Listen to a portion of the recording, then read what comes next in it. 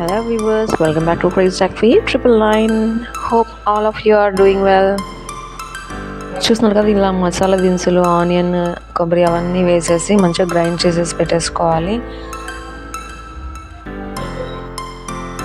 ఇవాళ రెసిపీ వచ్చేసి మసాలా మిర్చి కర్రీ అనమాట. స్పైసీగా మనం గుత్తొంకాయ ఎలా చేస్తాం అదే విధంగా ఇది కూడా.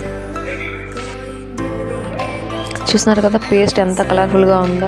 ఆయిల్ వేడైన తర్వాత ఇలా గుండు పప్పు వేయాలన్నమాట. ఫస్ట్ గుండు పప్పు ఆయిల్లో వేయగానే ఒక కమ్మటి స్మెల్ వస్తుంది. దాని తర్వాత మనం కన్నంత కరివేపాకు, పచ్చిమిర్చి అండ్ కట్ చేసి పెట్టుకున్న ఇలా కాస్త వంకాయ అండ్ క్యాప్సికమ్ ముక్కలు మొత్తం అన్నీ వేసి బాగా మిక్స్ చేయాలి. ఇక్కడ పేస్ట్ అయితే రెడీగా ఉంది.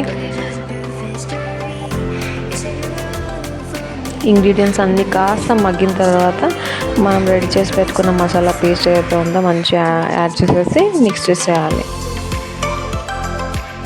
యాడ్ చేసిన 10-15 మినిట్స్కి ఇలా ఉంటుంది అనమాట కన్సిస్టెన్సీ. అంటే రెడీ అయిపోయినట్టే. పైనుంచి కాస్త కొత్తిమీర పుదీనా ఏమైనా ఉంటే గార్నిష్ చేసుకోవచ్చు. ఇంకొద్దిసేపు ఉడుకుతూ ఉంటుంది. సో చింతపండు పులుసు వేసి దాని తర్వాత ఇట్లా కొత్తిమీర గార్నిష్ చేసేసి మూత పెట్టి ఉడకనిస్తే ఒక 10-15 మినిట్స్ తర్వాత చూసినప్పుడు ఇలా ఉంటుంది అనమాట. థిక్నెస్, కన్సిస్టెన్సీ అంతా చూసారు కదా, కలర్ఫుల్గా ఉంది. ఈ టేస్టీ అండ్ స్పైసీ కర్రీ కాంబినేషన్లో వెజ్ బిర్యానీ అనమాట.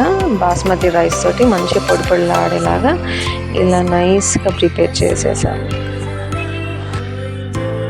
హోప్ఫుల్లీ ఇవాళ ఈ స్పైసీ కర్రీ వీడియో నచ్చింది అనుకుంటున్నాను. ఛానల్ కొత్తగా చూస్తున్నవారు మాత్రం తప్పకుండా సబ్స్క్రైబ్ చేసుకోవడం అస్సలు మర్చిపోకండి.